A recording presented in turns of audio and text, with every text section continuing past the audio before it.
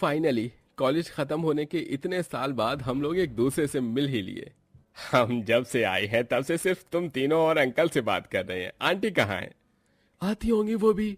देव, आशु, अजीत काफी समय बाद अपने पुराने दोस्तों से मिल रहे होते हैं, लेकिन जैसे ही उनके दोस्त उनकी माँ के बारे में पूछते हैं तो तीनों बेटों के चेहरे पर एक अजीब सी परेशानी छाने लगती है।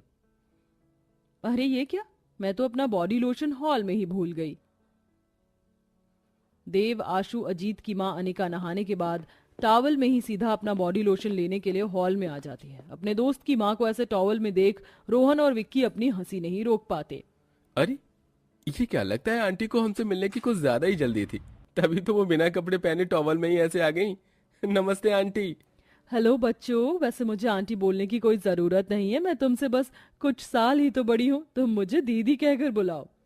अपने दोस्तों के सामने तीनों बेटों को अपनी माँ पर काफी गुस्सा आता है। अपने दोस्त के जाते ही तीनों बेटे अपने पिता के साथ अपनी माँ के कमरे में जाते हैं। आपने तो बेशर्मी की सारी हदें पार कर दी। अरे खुद की नहीं, कम से कम हमारी तो इज्जत रख लेती। क्या जरूरत थी आपको ऐसे टॉवल में हॉल में आने की? मुझे हॉल में आने का कोई शौक नहीं था, वो तो बस मैं अपना बॉडी लोशन भूल गई थी।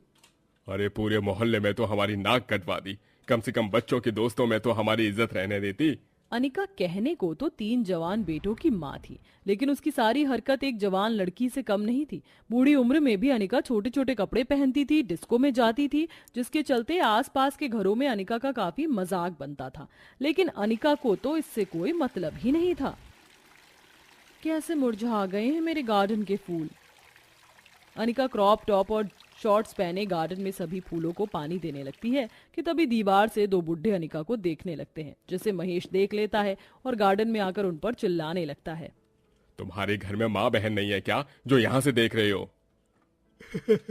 माँ बहन तो है, लेकिन ऐसा माल नहीं है। अपनी उम्र में ऐसे कहाँ नजारे देखने को मिलते हैं, थोड़ी देर देखने दीजिए ना। अनिका की बेशर्मी की वजह से महेश का घर से बाहर निकलना ही बंद हो गया था। क्या हुआ महेश, काफी दिनों से देख रहा हूँ, कुछ परेशान सा लग रहा है। अरे मेरी परेशानी की वजह तो तू अच्छे से जानता है राजेश। मुझे तो इस बात का डर है, कहीं अपनी जैसी बहुएं लेकर आ गई तो मेरे बेटों की तो जिंदगी बर्बाद हो जाएगी। तो तू खुद क्यों नहीं अपने बेटों के लिए बहुएं ढूंढ लेता? अरे मेरा एक दोस्त है, उसकी 3 बेटियां हैं, तीनों की तीनों काफी ज्यादा संस्कारी हैं। अगर तू चाहे तो मैं उससे तेरे बेटों के रिश्ते की बात चलाऊं।